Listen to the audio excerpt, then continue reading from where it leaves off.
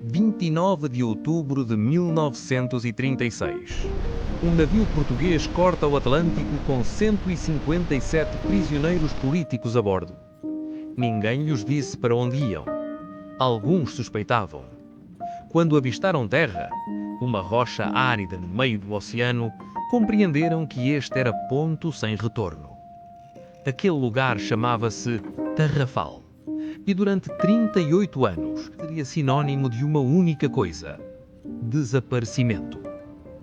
Não era Auschwitz, não tinha câmaras de gás, mas tinha calor de 50 graus, tinha água envenenada, tinha uma cela chamada frigideira, onde o corpo humano simplesmente desistia de viver.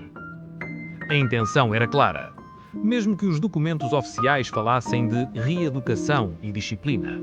O que Salazar queria era simples: que estes homens entrassem e nunca mais saíssem.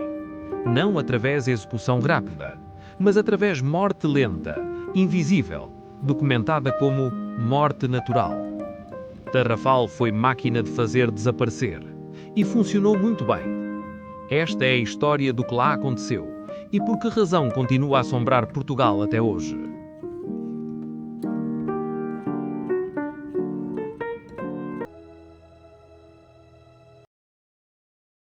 Salazar tinha um problema em 1936. Greves, comunistas, socialistas, gente que lia jornais proibidos e sussurrava revolução em cafés por toda Lisboa. As prisões normais não funcionavam. Os prisioneiros políticos continuavam a ser heróis, recebiam visitas, conseguiam comunicar com o mundo exterior, tornavam-se símbolos de resistência. Salazar precisava de lugar diferente, um lugar tão distante que ninguém soubesse se ainda viviam, um lugar onde o próprio clima fosse carcereiro, um lugar onde pedir ajuda era inútil, porque Deus estava mais perto que qualquer pessoa. Escolheu Cabo Verde, e mais especificamente Tarrafal. Porquê? Distância. Uma ilha rochosa, árida, esquecida. Nem sequer tinha água potável suficiente, nem vegetação, nem sombra.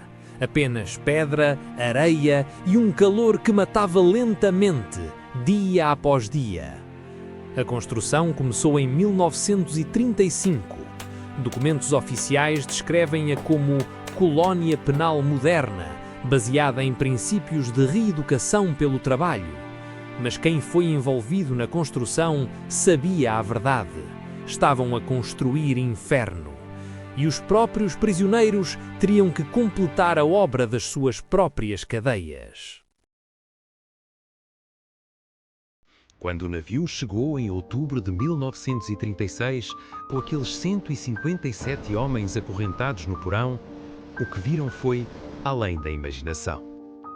Nem sequer havia estruturas permanentes ainda, apenas tendas de lona, apenas caos.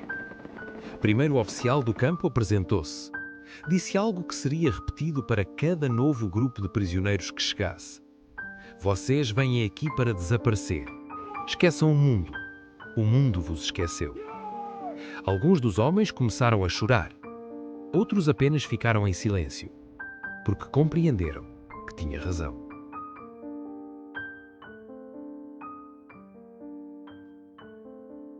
Acordavam às 5:30 da manhã, não porque havia alarme, apenas porque o calor tornava o dormir impossível. As tendas eram fornos, o seu corpo transpirava litros, cada gota era água que não tinham para beber. Água. Água era a obsessão em Tarrafal. Água salobra que vinha de poço contaminado, água que causava disenteria, água que matava lentamente, diarreia após diarreia, até o corpo não ter mais nada para dar. Documentos médicos da época mencionam surtos epidémicos, mas o que isto significava era toda a gente tinha malária, toda a gente tinha febre tifoide, toda a gente apodrecia viva, sorrindo de dor. Havia uma tarefa especial para novos prisioneiros. Chamava-se Brigada Brava. Durante 45 dias tinham que construir, com as próprias mãos, com ferramentas manuais, sob sol de 50 graus, os muros que os manteriam prisioneiros. Transportavam pedras de 50 quilos, cavavam alicerces, construíam cercas de arame farpado. O calor era tão extremo que alguns homens simplesmente colapsavam. Insolação, depois delírio, depois morte, que documentavam como morte natural. Ninguém sabe quantos morreram nesses 45 dias. Os registros desapareceram ou nunca foram escritos. Mas os sobreviventes lembram-se, havia corpos que transportavam para fora do campo. Nem sempre podiam contar quantos eram. Tarrafal tinha cela especial para punição. Chamavam-lhe frigideira. Era câmara de cimento, sem ventilação, exposta a sol direto. Temperatura interior 60 graus, talvez mais.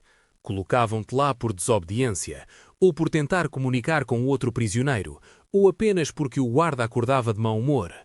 Tempo mínimo 15 dias, máximo 45 dias. Alguns prisioneiros foram lá e nunca regressaram. Oficialmente, transferidos. Realidade, morreram lá dentro e os registros foram destruídos. Um sobrevivente descreveu: entravas com a mente, saías com o corpo apenas. O homem que saía não era aquele que entrou. Aquele homem tinha ficado lá, vaporizado pelo calor. Alguns enlouqueciam completamente. Outros perdiam faculdade de falar. Outros simplesmente sentavam-se no chão e esperavam morte. Trabalho começava assim que o sol nascia. Pedreira, construção, limpeza, reparação. Trabalho que não tinha propósito, exceto manter-te ocupado, cansado e submisso. Alimentação, pão duro, caldo aguado, ocasionalmente peixe podre apodrecido pelo calor, quantidade insuficiente. Um prisioneiro descreveria décadas depois: passávamos fome, éramos esqueléticos, víamos o mundo através bruma de desnutrição.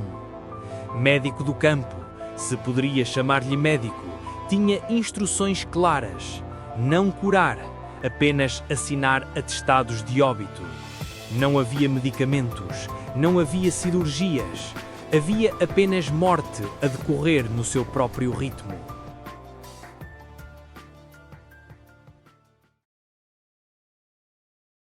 Entre 1936 e 1954, 340 homens passaram por Tarrafal. Desses, 32 morreram. 32 de 340. Parece número pequeno, mas é taxa de mortalidade de 10%. Nas prisões de Lisboa era 2%. Tarrafal matava 5 vezes mais rápido que prisão normal, porque era desenhado para isso. Alguns dos mortos tornaram-se história. Bento Gonçalves, comunista, secretário-geral do Partido Comunista Português. Chegou em 1936, morreu em 1942. Atestado: tuberculose. Verdade: ninguém sabe. Corpo foi enterrado em vala comum, sem cerimónia, sem reconhecimento. Mário Castelhano, sindicalista, lutava pelos direitos dos trabalhadores. Encarcerado 1936, morreu 1946. Registro oficial: morte natural. Sobreviventes contam história diferente. Mas quem acredita em prisioneiro contra relatório oficial? Estes homens tinham nomes, tinham ideias, tinham famílias que nunca souberam exatamente o que lhes aconteceu. Apenas que um dia, o navio chegou vazio. Os outros 30 mortos não eram ninguém importante. Eram rapazes, eram homens, eram prisioneiros políticos cuja única culpa era acreditar que o mundo podia ser diferente. Mas nem todos desapareceram quietamente. Havia homens que tentavam educação clandestina. ensinavam uns aos outros. Num campo projetado para destruir espírito, eles cultivavam pensamento. Havia comunicação secreta, cartas escondidas em garrafas, lançadas ao oceano, ocasionalmente encontradas por pescadores e passadas para o mundo exterior. Algumas chegavam à imprensa internacional. Havia poesia. Homens escreviam em peles de árvore, escondiam nos calcanhares das botas, memorizavam. Porque a única coisa que o calor não podia destruir era a memória. Um prisioneiro, décadas depois, diria: Tarrafal tentava matar-nos, mas nós recusávamos. Era forma de resistência, era recusa de desaparecer completamente.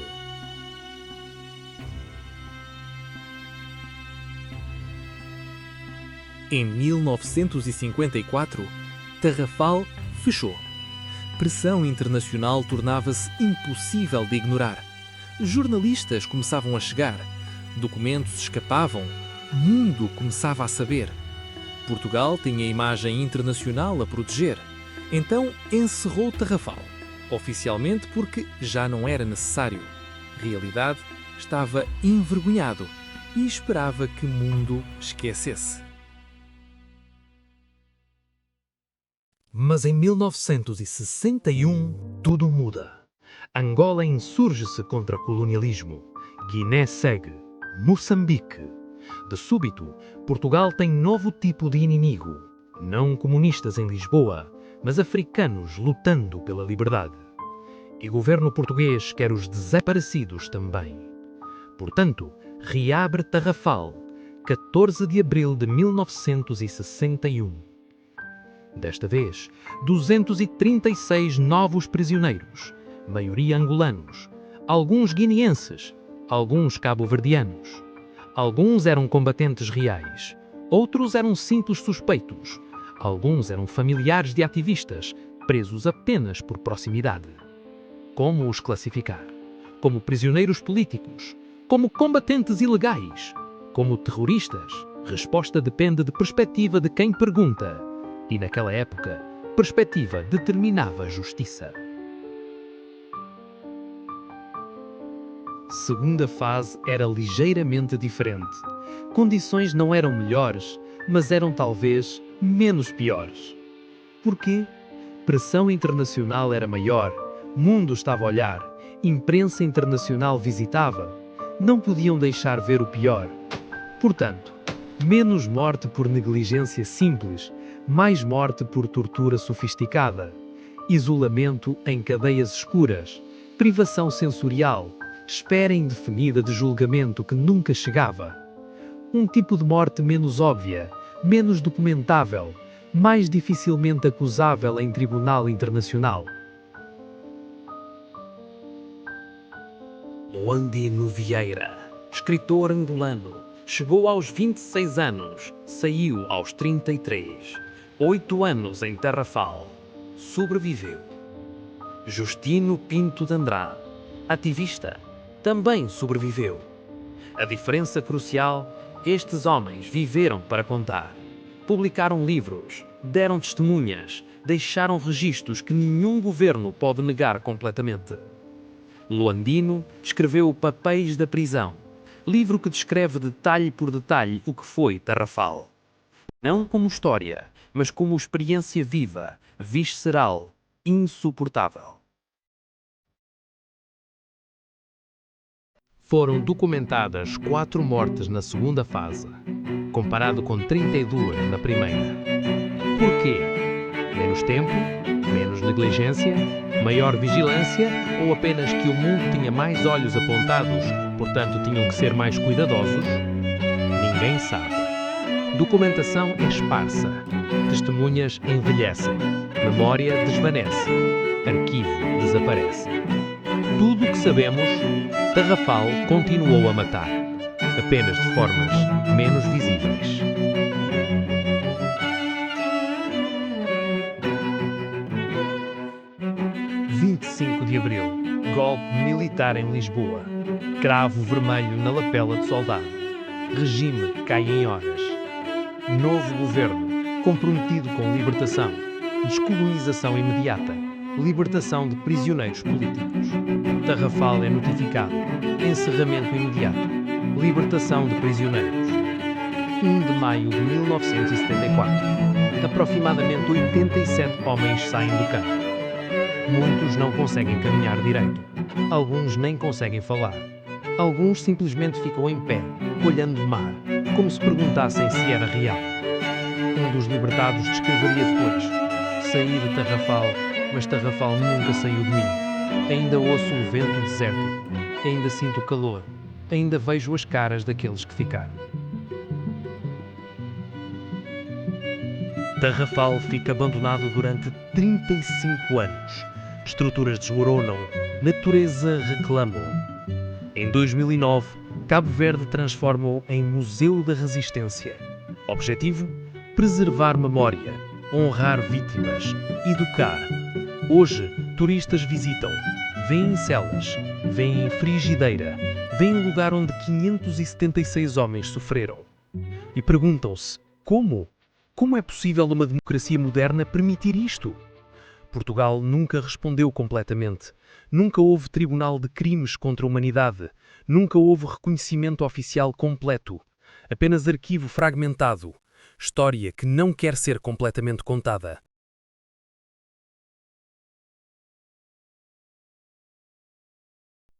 Tarrafal encerrou há 50 anos, mas perguntas que coloca permanecem.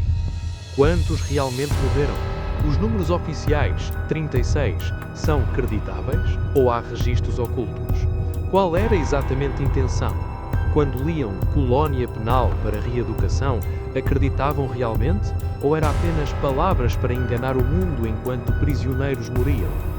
Como é que Portugal, país democrático há 50 anos, nunca enfrentou completamente o que Tarrafal representa? Estas perguntas permanecem. E permanecem importantes. Tarrafal foi máquina política. Funcionava perfeitamente. Entrada, prisioneiros políticos. Saída, homens quebrados ou mortos. Não foi único. Havia campos semelhantes noutras colónias. Havia prisões políticas em Lisboa. Havia tortura documentada. Mas Tarrafal era mais. Era símbolo. Era o que Salazar queria que soubessem. Que existia um lugar onde desaparecimento era política oficial. Hoje, vemos Tarrafal como passado, história, memória documentada. Mas enquanto o mundo permitir desaparecimento político em ditaduras modernas, em campos de refugiados, em prisões secretas, Tarrafal não é realmente passado. Tarrafal é advertência, é memória, é responsabilidade. E é porque nos importamos com história que ela importa. Porque alguém se lembra que aqueles 576 homens não eram simplesmente estatísticas. Eram homens. Homens que foram presos apenas por pensar diferente. Tarrafal encerrou, mas a sua lição permanece aberta.